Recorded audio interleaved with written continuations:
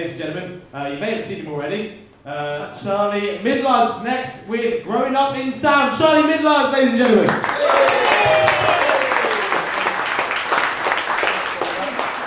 My name's Charlie, and I'm not even set up yet. I've just realised I'm going to keep talking and try and set up while I'm talking. I'm going to talk to you about growing up in sound, and I work in acoustics, and I'm part of this Crescent Network, which is kind of joined forces with Bright Club tonight to kind of put this thing on, and hopefully you'll be really enjoying it. So I'm an acoustician, and I've got the best job in the world because I work in sound, and I work out how sound affects people, and I play sounds to people, and I do some really interesting stuff. So I'm going to talk to you about that and try and keep talking, and so I can get this up. Wherever it is. You're right, there it is.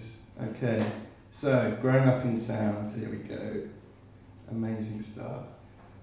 Okay, and I'm going to hold the mic. I might drop it, and if it makes that whiny sound, that's supposed to happen, so I'm talking about sound. Okay, so sound is made up of wobbles. It's just made up of wobbles. If I can get a Mexican wave starting over there and ending over there. Massively enthusiastic Mexican wave. Now that is sound. That is sound working, air moving along, and that's what hits our ear, makes our ear wobble, and that is sound. So we produce sound. And we can hear a lot of sounds. We've got a huge range, going from really low sounds up to really high sounds, from 20 wobbles a second to 20,000 wobbles a second. We've got a huge range. The picture there exactly describes that. And from a very young age, from 6 months in the womb, we can hear. Our ears start developing. 6 months in, we've got ears basically, we can hear. So, we develop this hearing ability because we need to use it. So, back in the caveman times, this is a picture taken back in those times, quite late into the era because we had colour cameras and sunglasses and t-shirts and a dinosaur in the background as well. So we need to hear because we need to listen for danger, so we need to find out if something's coming to get us. We also need to find things to eat, so we need to chase things. And we're quite sensitive around the kind of pitch of speech because we need to communicate, we need to talk, that's why we're so good as humans. And that's also a range where you can hear twigs breaking, so we can hear things coming to get us. So, from a very young age, we can hear, and we're in this womb. We're in the womb, and we've got this huge thing above our heads, which is basically a massive sub. And this is a theory that's not based on any fact. I should be working in facts because I'm a scientist, but not at all. It's just a nice theory.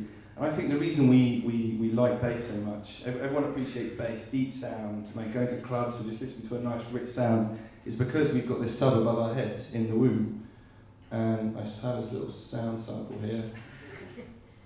No, it's not working. But that picture came from Google Images, and it was just like searching for womb headphones.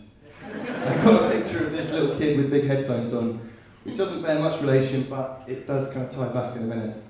So, this is the fact. We've come out of the womb, we've had this huge bass drum above our head pumping out, so we've been in this club for 3 months, being able to hear. We've come out, we've kind of stretched down into the world, into the sunlight, kind of like coming out of a club. You come out and the sun's come up. The doctor doesn't normally give you flyers on the way out. But coming out of the club, no one cuts your umbilical cord, so it's completely different. But you can't get what I'm going on here. So this is how we hear. We start hearing from a very early age, so hearing is very important. So, next up, I want to talk about a way that people have exploited our hearing and the way that we hear as we grow. So this is my growth connection here. So I guess all of you have heard about the mosquito device.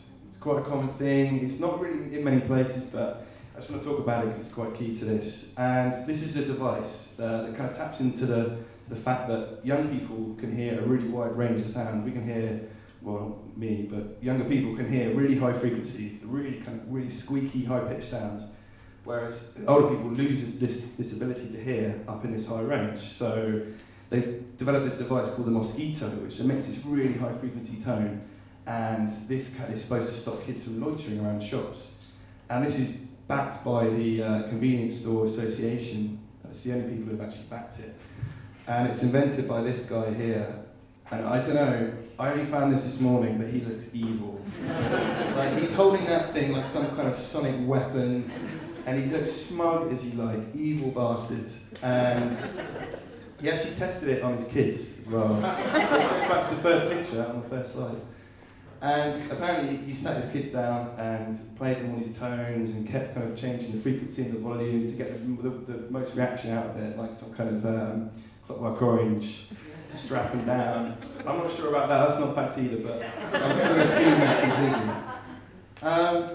And I had to fill the space, so I enlarged his face for some reason. You can see the look of his face, it's pretty dark. I'm not really sure about him, I don't like him. I'm not really a fan of these devices either.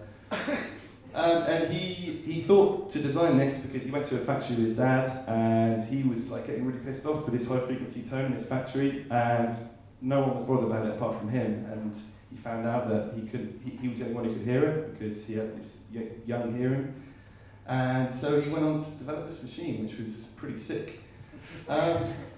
So, to kind of raise the tone a bit, kids then, with their phones, were getting really annoyed by this mosquito device because it was keeping them away from shops. They couldn't smoke outside shops, they couldn't buy drugs or whatever they're doing outside shops, which is a real pain for them because they get bored and they have to have things to do. So, one amazing kid from Salford actually, went outside one of these shops and held up his phone and recorded this mosquito tone. And this is a stroke of genius. He then used that as his ringtone and his message tone. So, and then sent it around to all his mates, like Bluetooth, whatever. And then he could then text his mates in class, but the teacher couldn't hear it because the teacher's older. Only the kids could hear it. So he's basically flipped it round and turned it back on the adults who have kind of stopped him from launching outside shops, which is probably all he's got. He's from Salford. But it's classic.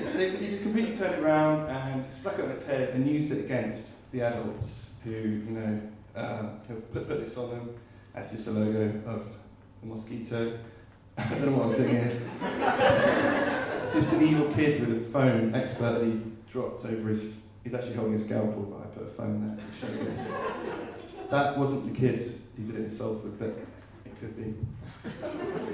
I'm going to try and do a little experiment now, if I've got time. I'm going to have to do a bit of unplugging and plugging in and stuff, but I'm going to try and test everyone's hearing. So we're going to work out who in this room has got the youngest ears. So I'm going to really annoy you, play loads of horrible tones, going higher and higher in frequency, and you sit down when you can't hear the tone anymore. Okay, so I'm going to unplug this. This is probably going to go bang, isn't it? Okay, that was alright. And so if you all want to stand up now, so everyone stand up.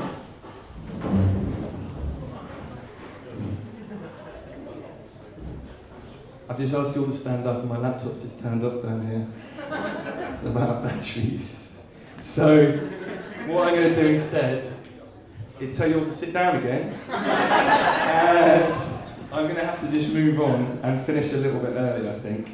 But if you want to see me after, I'll do the test on you. It's really quite exciting. Okay, so I hope this sound works here. So this is called the Shepherd Scale. Now, the picture is MC Escher. I'm sure a lot of you have seen it before. And it's the crazy stairs. So the stairs are continuously going up. So the people are walking up and up and up, and the stairs are going up and up and up. It's optical illusion. I'm sure a lot of you have seen it before. But there's also a kind of acoustic version of it, like an auditory illusion. And if this plays back, what this does is continuously descends in pitch, and this is actually called the devil's tone. People call it the devil's tone because it just continually goes down and down, and you think it's going to go out of your range, but it keeps on going down. And let's see. I'm not sure this is going to work. It's really quite dark as well.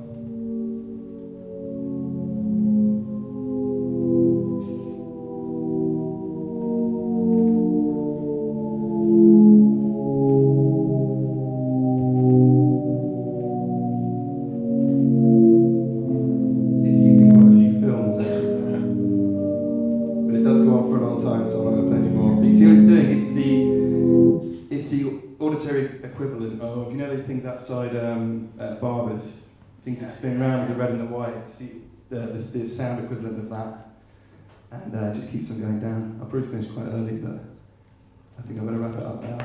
Thanks very much.